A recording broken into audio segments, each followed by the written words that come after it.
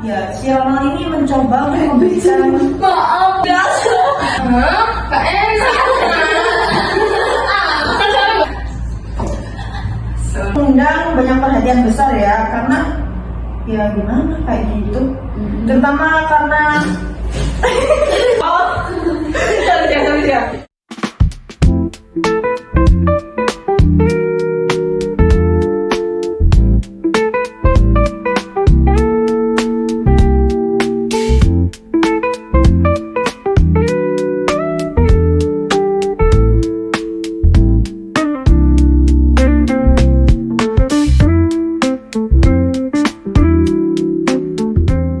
Hai semuanya, kembali lagi di podcast Kabar Publik. Oke, jadi di podcast kali ini kita tuh akan membahas hal yang tidak sepatutnya dilakukan oleh aparatur negara atau pemangku kebijakan seperti itu. Jadi mungkin pertama-tama kita akan kenal dulu dari sebelah kiri dulu. Silakan. Oke, halo semuanya. Aku Aiswarya Cahyo Kamil, NIM 386. Halo semua, perkenalkan nama aku Esa Maira, biasa dipanggil Eca. Aku NIM belakangnya 379. Oke, aku di sini di STK Pramesti biasa dipanggil Dea, NIM-nya 425. Halo semuanya, aku Amanda Indonesia Putri dengan NIM 382. halo semua, aku Natasha Putri Fika Nabila, biasa dipanggil Tasya dengan NIM 403.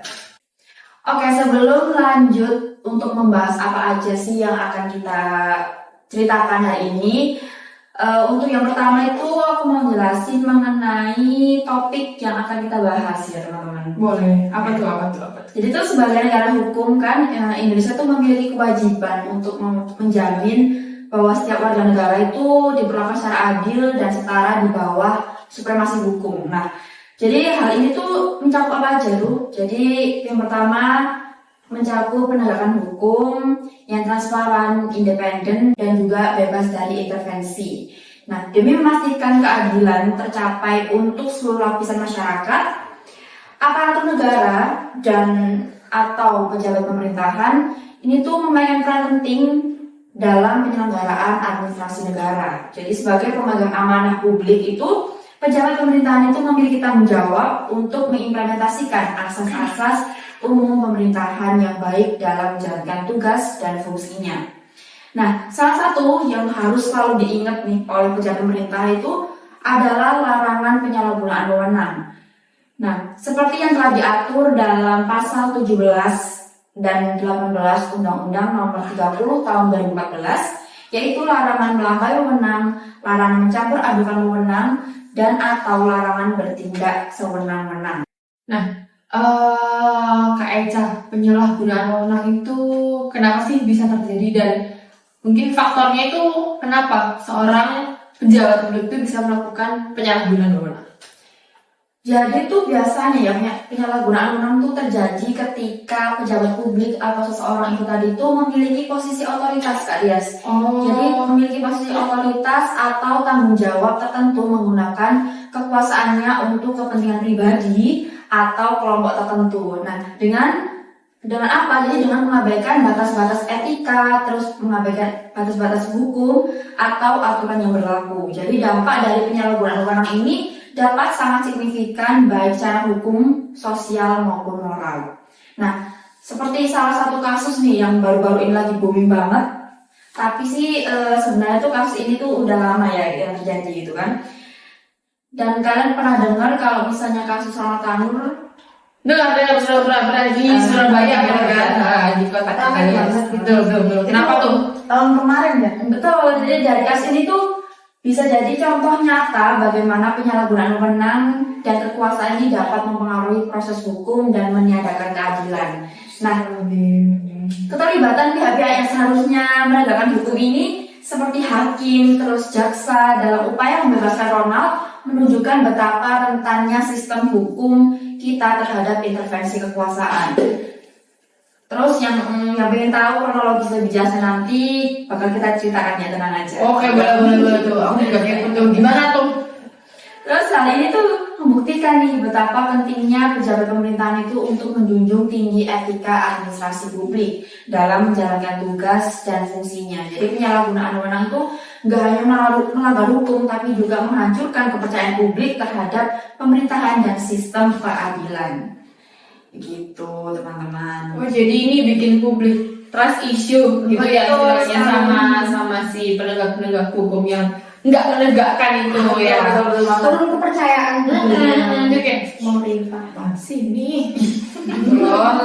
Jadi tujuan sebenarnya kita membahas podcast ini tuh sebenarnya tuh untuk menganalisis ya penyalahgunaan wewenang oleh pejabat publik itu tadi dalam perspektif etika administrasi publik. Jadi hal ini tuh bertujuan untuk memahami apa sih dampak dan implikasi dari penyalahgunaan wewenang terhadap pelaksanaan pemerintahan yang baik. So seperti itu. Emang gimana cara kronologisnya? Kok bisa dibilang penyalahgunaan wewenang tuh? Ya apa sih yang terjadi di dalam kasus itu apa aja ya? Gimana sih Mbak Stasia? Mungkin kalau bisa diceritakan. Jadi bisa dimulai dari kronologi kejadiannya dulu ya. Oke. Jadi di sini tuh ada Gregorius Ronald Tanur yang merupakan dari anak Edward Tanur, mantan anggota DPR RI fraksi Partai Kebangkitan Bangsa atau PKB dari NTT. Yang kemudian beliau ini dinonaktifkan oleh partainya dari DPR RI saat awal kasus ini mencuat. Sebagai seorang ayah, Edward Tanur ini merasa terpukul ya karena sangat tidak menyangka anaknya itu bisa melakukan perbuatan yang sangat keji itu. Ya, jadi sangat disayangkan gitu ya. Padahal sehari-harinya ini Ronald Tanur ini dikenal sebagai sosok yang tenang dan rasional sebagai seorang investor saham yang sukses. Jadi Ronald Tanur ini sehari-harinya ya jadi investor itu tadi. Jadi kayak yang manusia biasa aja ya. Berarti dia bukan yang punya penyakit temperamental atau penyakit mental yang aneh kayak serem-serem itu enggak ya Rere? Dia dikenal sebagai sosok yang tenang malahan. Justru yang tenang gitu yang Mematikan. Iya. Nah, gitu pokoknya. Terus gimana tuh? Jadi Ronald ini melakukan pembunuhan terhadap kekasihnya yaitu Dini Sera Afrianti yang merupakan seorang konten kreator. Apa bukan kreator YouTube? Bukan, jadi Dini ini merupakan konten kreator TikTok yang berasal dari Sukabumi. Tapi kejadian ini tuh ada di Surabaya gitu. Pembunuhannya ini ada di Surabaya, bukan di Sukabumi. Jadi jauh ya si Dini nih. Rantau. Betul juga, betul. Jadi kejadian ini bermula saat keduanya Dini dan Ronald Tanur ini usai mabuk-mabukan. oh pantes. Iya, jadi gitu. Nah, Nggak kesadaran juga ya kayaknya. iya. Jadi mereka ini mabuk-mabukan di salah satu apa namanya? Klub. Ya gitulah. Itu di Black Hole KTV Surabaya pada 3 Oktober 2023. Saat keduanya ini menunggu lift untuk turun di tempat parkir di basement, mereka ini ada cekcok, ada pertengkaran gitulah yang menyebabkan si Ronald melakukan tindakan kasar kepada Dini. Ya apa itu? Ronald menendang Dini hingga jatuh terduduk. Jadi jatuh Kehilangan. duduk gitu. Terus ya? iya ditendang. Terus habis itu nggak cuma itu aja. Apa ada lagi? Dini juga sempat dipukul kepalanya pakai Apa tuh? apa tadi ya? Ban. Bukan. Botol tequila. Iya, botol tequila. Itu kan berarti ya. Hilang kesadaran kayaknya dia udah sampai Mabok. parah Tipsi. Setelah mereka sampai di basement bawah tempat parkir, si Dini ini sempat buat duduk di pintu mobilnya Ronald sebelum kemudian si Ronald ini ngelindes Dini. Jadi Dini ini dilindes sampai keseret berapa meter gitu, 5 meter atau berapa gitu.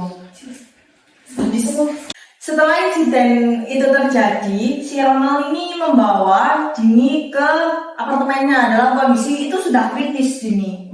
Iya sih. Gitu. Habis itu mungkin kan dia panik ya, dia coba untuk kasih nafas buatan gitu. Oh. Tapi tetap aja nggak sadar dia iyalah anjir dilindas. Langsung mati. Lambungnya udah komplikasi. Terus abis itu karena panik, akhirnya si Ronald ini melarikan Bini ke Rumah Sakit Nasional Hospital Surabaya. Sayangnya nyawa Dini tidak tertolong. Iya meninggal, dan dia itu udah dinyatain dead on arrival atau DOA, alias sudah tidak bernyawa saat tiba di rumah sakit. Mungkin pas waktu dilindas atau di Langsung meninggal langsung. Jadi di apartemen itu mungkin udah meninggal ya? Udah, berarti di apartemen itu dia udah nggak sadar ya? Bukan maksudnya udah kayak mungkin udah merem atau kayaknya nggak bernyawa deh. Nah, setelah itu polisi melakukan otopsi jenazah korban atau Dini tadi di RSUD Dr. Sutomo, Surabaya. Tim dokter forensik ini mengungkapkan terdapat sejumlah luka yang cukup serius di tubuh korban, termasuk di luka memar di kepala, leher, perut, dan kaki. Setelah viral, laporan keluarga Dini ini baru ditindaklanjuti oleh polisi. Kemudian pada tanggal 10 Oktober 2023, Polres Kota Besar Surabaya kemudian menggelar rekonstruksi kasus tersebut. Setelah itu, di sini juga ada 41 reka adegan yang diperagakan dalam rekonstruksi yang digelar di 5 titik. 5 titik itu mulai dari tempat karaoke tadi di Black Hole KTV, lift basement Landmark Mall, apartemen Orchard, dan National Hospital. Kemudian Ronald Tanur ini ditetapkan menjadi tersangka pada 19 Oktober 2023. Dilaksanakan sidang perdana untuk mengadilinya. Ronald ini dijerat pasal pembunuhan dan tuntutan 12 tahun penjara. Selain itu, ia juga dituntut restitusi sebesar 263,6 juta dan subsidi 6 bulan hukuman penjara oleh jaksa.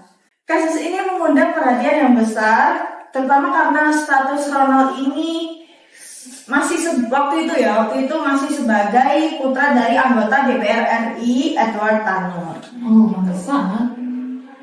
Nah, oke Tasya, ini kan selanjutnya ada kronologi pada saat Ronald Tanur ini diadili ya pada waktu persidangan. Nah, awalnya itu Ronald Tanur dibebaskan oleh Majelis Hakim di Pengadilan Negeri Surabaya pada tanggal 24 Juli 2024. Hakim Ketua yang bernama Erinto Wahdamanik membacakan amar putusan yang menjatuhkan vonis bebas terhadap Ronald Tanur. Hakim menilai bahwa Ronald ini tidak terbukti melakukan tindak pidana sebagaimana didakwakan oleh jaksa penuntut. Dengan putusan kematian, korban terjadi akibat konsumsi alkohol yang berlebihan. Namun, keputusan tersebut itu memicu kritik publik yang kemudian mengajukan banding ke Mahkamah Agung.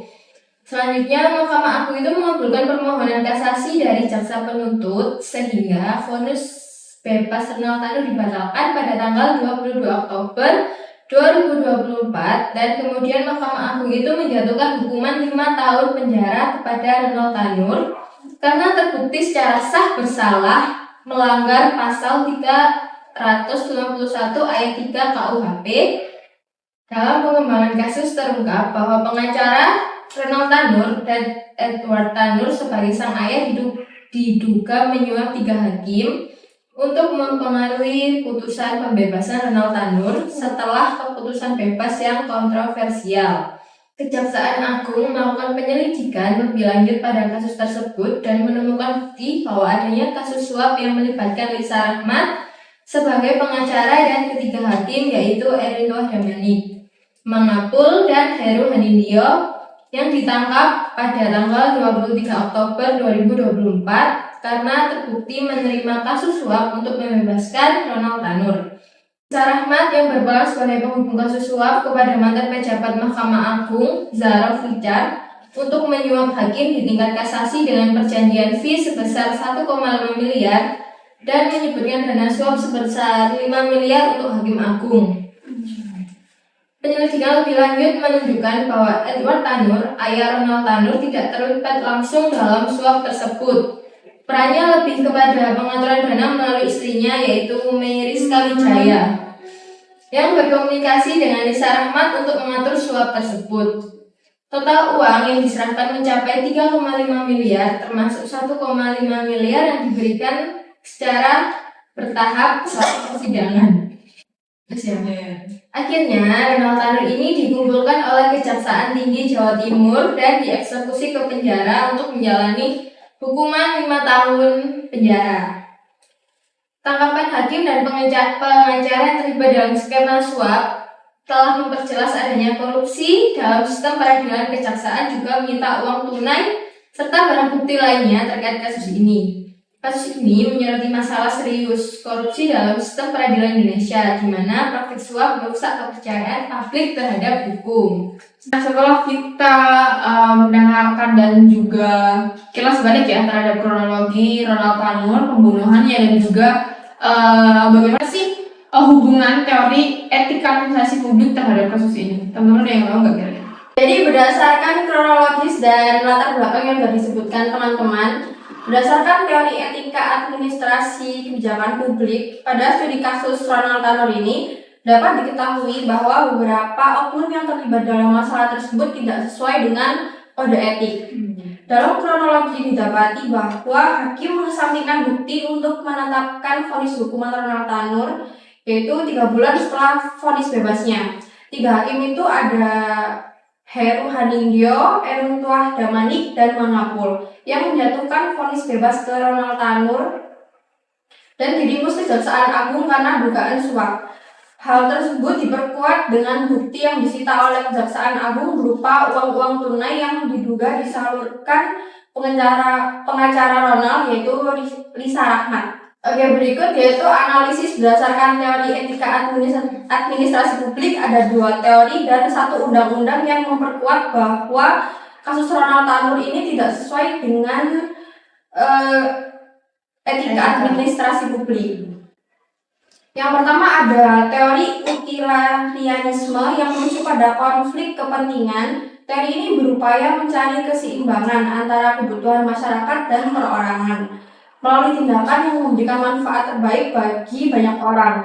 Jadi teori ini tuh berpedoman bahwa kepentingan yang dialami oleh Ronald Tanur itu harus berdasarkan pada kepentingan publik, bukan hanya hakim tadi. Namun dalam kasus studi Ronald Tanur ini, hakim tersebut bertindak untuk perorangan dan mementingkan kepentingan pribadi yang mengakibatkan timbulnya citra buruk bagi ketiga hakim tersebut. Kemudian teori selanjutnya yaitu moralitas, yang merupakan prinsip dasar menurut Martin dan Stinzinger tahun 2000, adalah tindakan yang benar jika tindakan tersebut mendukung perilaku karakter yang baik. Teori ini memiliki hubungan erat dengan karakter pribadi, hampir sama dengan etika pribadi yang berorientasi pada tanggung jawab, kompetensi, dan loyalitas. Kajian kronologi yang sudah dipaparkan oleh teman-teman ini membuktikan bahwa oknum yang bersangkutan tidak memiliki perilaku karakter yang baik. Hal ini dapat dibuktikan dengan kurangnya tanggung jawab hakim dalam penyelesaian masalah tersebut. Selanjutnya ditinjau berdasarkan Undang-Undang Nomor 30 Tahun 2014 tentang Administrasi Pemerintahan pada pasal 17 dan 18. Pasal tersebut melarang badan atau pejabat pemerintah untuk melampaui wewenang, mencampur adukan wewenang, dan bertindak sewenang-wenang. Berdasarkan UU tersebut, dapat diambil kesimpulan bahwa 3 hakim tersebut tidak mencerminkan perilaku yang sudah diatur dalam undang-undang.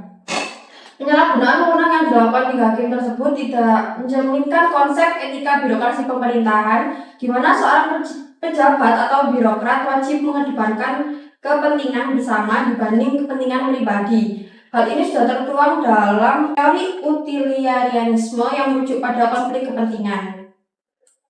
Untuk itu, tugas seorang birokrat harusnya untuk mengabdi pada kepentingan umum, di mana pengabdian tersebut harus dipertanggungjawabkan baik secara moral maupun hukum. Persyaratan moral yang harus dimiliki birokrat yaitu keadilan, kejujuran, bijaksana, dan kearifan. Seperti itu ya Teresa. Banyak ya pasal-pasal atau teori yang sebenarnya berkaitan dengan kasus Ronald Tanur ini. Jadi mungkin memang pelaku-pelaku yang terkait, pelaku-pelaku yang mendukung hal tidak baik Ronald Tanur ini mungkin memang dia kayaknya Tidak mencerminkan undang-undang yang berlaku di Indonesia. betul. Iya. Sebagai pejabat negara di mana dia ini termasuk PNS kan ya, atau pegawai negeri sipil, dia itu sudah menandatangani atau sumpah PNS bahwa dia tidak akan menyelewengkan atau tidak akan Melakukan tindakan menyimpang dari tugasnya gitu. Jadi memang dia kayaknya tidak bersungguh-sungguh atas janji dan sumpahnya. Begitu. Oke, mungkin dari latar belakang, kronologis pembunuhan, kronologis peradilan, dan juga teori-teori yang nyambung dalam kasus ini, aku mau kasih sedikit kesimpulan buat teman-teman semua. Apa sih inti dari pembahasan kita tadi? Atau apa sih informasi penting yang perlu diingat dari informasi yang sudah kita dipaparkan teman-teman? Gitu. Oke. Sebagai negara hukum, Indonesia itu berkewajiban memberikan perlindungan hukum secara adil dan juga setara ya terhadap semua masyarakatnya, semua lapisan masyarakat seperti yang sudah disebutkan Eca tadi. Jadi even itu kamu orang dewasa atau orang yang sudah berumur, itu hukum yang diberikan itu harus sesuai, harus sama dan juga adil semuanya. Lalu aparatur negara sebagai penyelenggara administrasi negara dan juga pemegang amanah publik. That's why pemerintah itu wajib dan juga harus mengimplementasikan asas-asas umum pemerintahan yang baik, atau biasa disingkat apa? AAUPPD. Betul. Nah, salah satunya yakni larangan penyalahgunaan wewenang seperti yang dijelaskan atau yang sudah disebutkan di pasal 17 dan juga 18 UU nomor 30 tahun 2014. Nah, salah satu penyalahgunaan wewenang yang dilakukan oleh pejabat atau aparatur negara akhir-akhir ini, sebenarnya akhir-akhir ini sih, ini udah lama ya guys ya, dari tahun kemarin, tapi itu tuh baru viral lagi tahun ini gitu, karena netizen tuh geram sama kasus ini, terutama warga-warga Surabaya ya yang tahu akan kejadian tersebut. Nah, hal yang dilakukan oleh pejabat atau aparatur negara terkait penyalahgunaan wewenang itu ada pada kasusnya Ronald Tanur. Nah, pada saat itu harusnya keterlibatan pihak-pihak penegak hukum seperti jaksa, pengacara, ataupun hakim dan lain-lain itu memberikan hukuman yang sesuai atau yang setimpal atas tindakan Ronald, tapi mereka malah bertindak sebaliknya atau bertindak hal yang nggak seharusnya mereka lakukan gitu. Saat Ronald Tanur melakukan pembunuhan terhadap kekasihnya atau nama panggilannya itu Dini Sarah Afrianti, hal tragis ini tuh dilakukan pada 3 Oktober 2023, which is sudah tahun lalu ya, 2023. Lalu setelah viral laporan ini itu, laporan dari keluarganya si korban Dini itu baru ditindaklanjuti oleh pihak kepolisian seperti itu. Nah, pada tanggal 10 Oktober, polisi kemudian melakukan otopsi jenazah korban di RSUD Dr. Sutomo, Surabaya. Lalu tim forensik yang bertugas pada saat itu menyatakan bahwa terdapat banyak luka dalam yang serius di tubuh korban. Jadi lukanya tuh di dalam guys, kayak di organ-organnya mungkin ya. Jadi bukan kayak luka atau berat itu enggak. Jadi lukanya tuh di dalam tubuh begitu. Karena kelindes aja. Betul banget. Lalu pada 19 Oktober 2023, Ronald Tanur atau tersangka ini menjalani sidang perdananya dan ia terjerat pasal pembunuhan. Pasti ya, karena si korban ini mati, jadi ia terjerat pasal pembunuhan dan dituntut 12 tahun penjara. Seharusnya setimpal kan dengan apa yang dilakukan oleh Ronald ini. Lalu restitusi juga diberikan kepada Ronald, yaitu sebesar 263,6 juta dan juga tambahan subsidi hukuman 6 bulan hukuman penjara oleh jaksa. Jadi subsidi ini itu bisa diartikan bahwa pengganti hukuman saat kejadian inti di kasus itu tidak terjadi begitu. Namun hal yang mengganjal dan tidak logis di kasus ini yaitu Ronald divonis bebas oleh Majelis Hakim PN Surabaya. Kan aneh ya? dia terbukti membunuh, melindas, memukul diri hingga tewas, tapi malah divonis bebas gitu. Udah bener janggal banget ya sebenarnya. Iya, udah terbukti salah membunuh orang tapi malah bebas gitu. Anehnya, Hakim Ronald ini tuh menilai tidak terbukti melakukan pembunuhan kepada Dini. Gitu, malah dinilai malah nggak melakukan pembunuhan sama sekali pada sang korban. Jaksa penuntut umum yaitu Ahmad Muzaki menyatakan kematian korban atau kematian Dini ini dikarenakan konsumsi alkohol berlebih. Ini mulai ada kejanggalan ya. Iya banget. Padahal sudah jelas-jelas ada luka lebam di leher, di kepala. Iya kan, malah dibilang matinya itu gara-gara konsumsi alkohol. Kan nggak mungkin ya. Konsumsi alkohol kan nggak mungkin ada luka di dalam tubuh gitu loh. Dan hal itu memunculkan emosi yang membara di kalangan publik ya, termasuk saya waktu itu karena saya juga mengikuti kasusnya dari baca di Twitter sampai muncul di timeline berita sama di TV. Kan juga rame banget tuh. Karena hal tersebut akhirnya mengakibatkan aju banding kepada MA dan MA mengabulkan permohonan kasasi dan Ronald Tanur terbukti fix bersalah atau palu melanggar pasal 361 ayat 3 KUHP gitu teman-teman. Dan kabar membaranya adalah yang paling Gongnya. Iya, gongnya ini ayah pengacara dan ayah dari Ronald Tanur ini melakukan suap kepada 3 hakim yang menjalankan tugasnya itu tadi. Nah ini penyalahgunaan wewenang nih. Ya, betul. Kamu punya uang, kamu punya kuasa. Betul. Maksudnya yang sering diomongin netizen itu ternyata ada buktinya guys di negara kita ini. Terutama di Surabaya ya. Kita sebagai mahasiswa Surabaya juga kaget akan hal ini.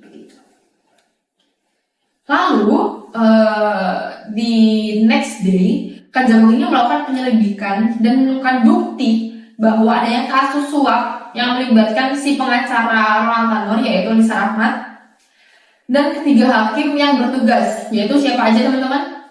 Eruntuah Damani, Mangabul, dan Heru Hanindyo. Betul. Dan mereka ini ditangkap pada tanggal 23 Oktober 2024 which is tahun ini karena mereka terbukti menerima suap untuk membebaskan Ronald Tanur. Gitu. Nah, Lisa Rahmat ini atau pengacaranya Ronald Tanur ini itu sebagai penghubung suap kepada mantan pejabat MA, yaitu Zara Flicker, di mana Zara Flicker ini dikenal sebagai maklar kasus. Nah, salah satu kasus yang ditangani Zara Flicker ini yaitu kasusnya Ronald Tanur ini guys, dimanipulasi lah istilahnya. Lalu Ronald Tanur ini dieksekusi atau menjalani penjara ya 5 tahun oleh Kejaksaan Tinggi Jawa Timur. Serta Kejaksaan Tinggi Jawa Timur menyita barang bukti, uang dan lain sebagainya. Lalu hal ini tuh tentu merusak kepercayaan publik ya terhadap lembaga eksekutif negara Indonesia kita tercinta ini gitu. Dan berdasarkan teori utilitarianisme serta teori moralitas dan juga UU nomor 30 tahun 2014 tentang administrasi pemerintahan pada pasal 17 dan juga 18 penyalahgunaan wewenang yang dilakukan 3 hakim tersebut tidak menggambarkan etika birokrasi yang baik lah bagi pemerintah, di mana birokrat atau pejabat itu seharusnya mengedepankan kepentingan publik dibanding kepentingan pribadi ataupun golongan. Dan penyelenggara negara juga harus bersikap jujur, amanah, siap melayani dan tidak melakukan kegiatan keji dan menjijikkan. Begitu teman-teman kesimpulan yang bisa aku kasih. Jadi mungkin itu aja sih informasi dari kita dari topik atau pembahasan Ronald Tanur yang bisa kita berikan ke teman-teman. Semoga informasi ini bermanfaat dan bisa menambah insight kalian. Amin. Jadi kita dari podcast Kabar Publik pamit undur diri. See you and bye. Thank you.